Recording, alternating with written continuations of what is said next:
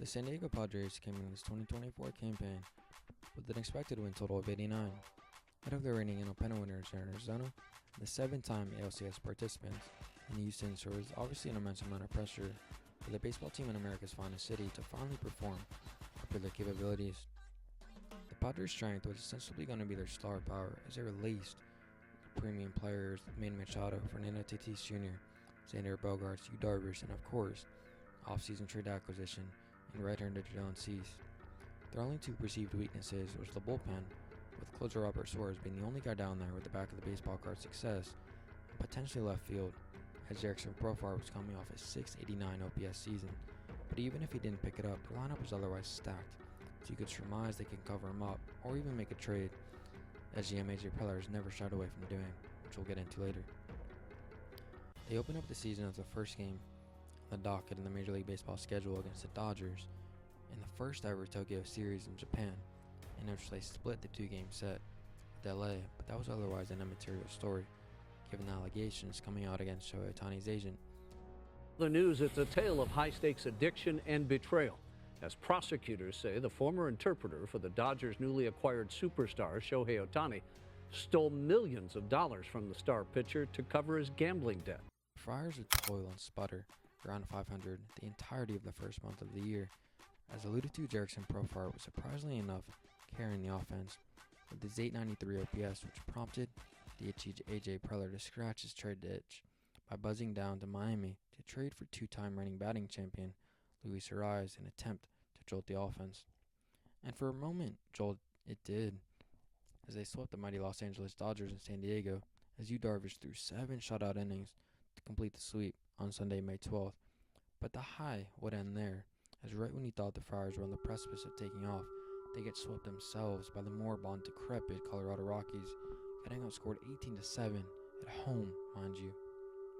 They would continue their mediocre play as the offense continued to sputter outside of Profar, Ariz, and Jake Cronenworth, as the big three guns, Tatis Jr., Machado, and Bogaerts, have yet to get going at all, with Xander in particular mired in his worst season of his career. As of late May, he had an on-base percentage of just .269, with an absolute eyesore of a .559 OPS.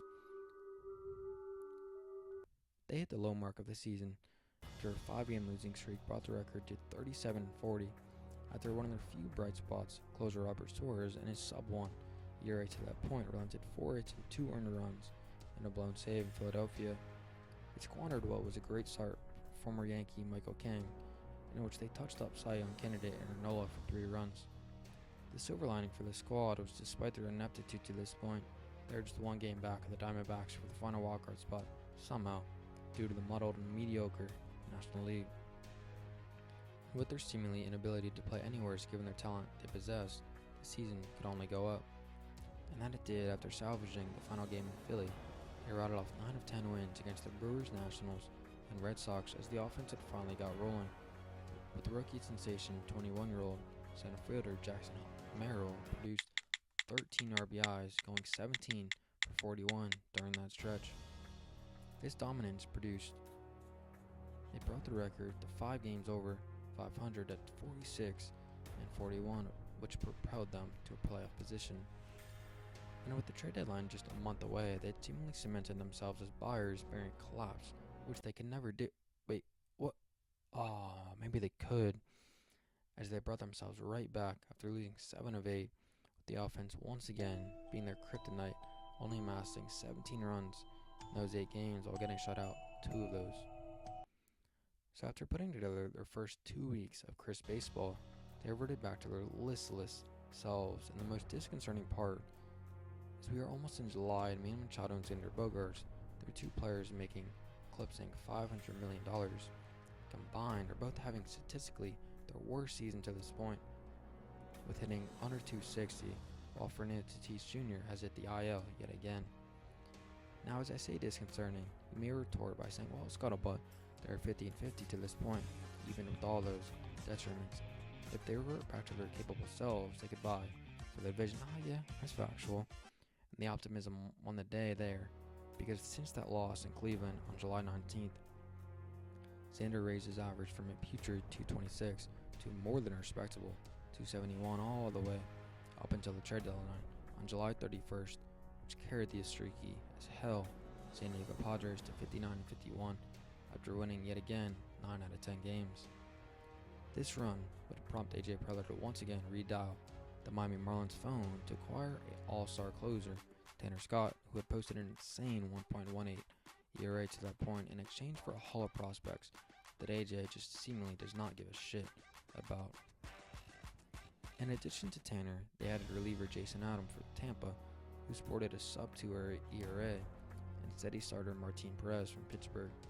They completely overhauled and replenished their pitching staff that was already one of the best in the game prior to those moves. And since the deadline, they candidly look like the powerhouse stacked all across the diamond, as they've won 10 out of 13 games and have climbed all the way to the top wildcard position at a record of 69-54, while also just 3 games back of those vaunted Dodgers, who did just get Mookie Betts back though. So in summation, man, after years and years of A.J. Preller and the Padres trying to assemble a World Series contender by trading every prospect imaginable and signing big-ticket free agents like Xander Bogaerts, Manny Machado, and Yu Darvish, it finally seems as though the Padres look like a team who can finally compete for a World Series with the way they're playing. And with Tatis Jr. on the precipice of coming back, it even further accentuates my point. What do you think? Are the Padres an absolute stacked team, or is it just a mirage? Or are they going to revert back to their putrid selves? Alright, thanks for watching, and if you did enjoy, please consider subscribing, and peace out.